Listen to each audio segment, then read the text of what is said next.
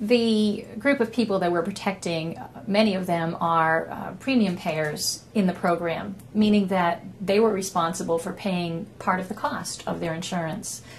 Because the law changed everything, and after 3 years took them out of the insurance program, they now are paying taxes to the Commonwealth and supporting the very program that they're terminated from. Sam, he's a class member of our lawsuit. Basically was raised in the United States legally as the child of a religious worker and has had a green card for 4 years as opposed to the 5-year requirement now under this new law, and now incurring unaffordable medical debt. After I graduated from high school, I was getting ready to go to college, and that's when I found out I had cancer. I was feeling some pain on my chest, and I didn't know what it was. And after I went to the doctor, I found out I had a tumor of germ cell cancer in my lung. It happens to one person every 3 years in the whole world, and it happened to me. So I lost my left lung. I went through 11 rounds of chemotherapy, 7 weeks of radiation, and I had 2 bone marrow transplants. So when Commonwealth Care ended, they changed me to another health insurance. A lot of the things changed. My co-payments went way up, and I also had to pay for the prescriptions I had. Now I had not only to worry about myself, but also with my bills and what insurance I was getting.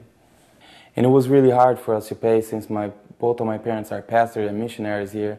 So we were struggling a little bit to pay the insurance.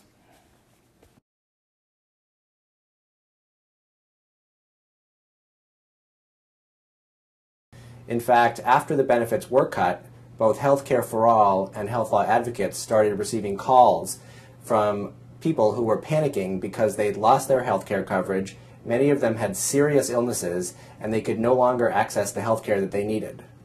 Our partner organization, Healthcare for All, made an all-out effort to overturn that policy through political means. But some political fights just aren't winnable, and this one wasn't. We realized that we had to take on this fight and represent these people because they were being discriminated against.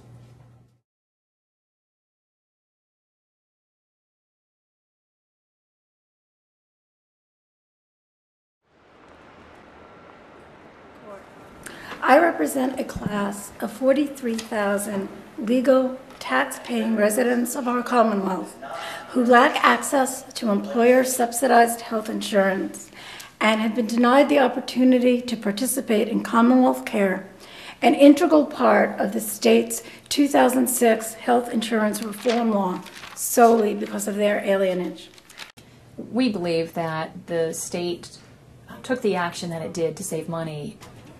And so the purpose of this lawsuit is to show that our group of people who are legal immigrants have state-based constitutional protections, and that saving money doesn't rise to the level of safeguarding this law, and that the law should then be struck down.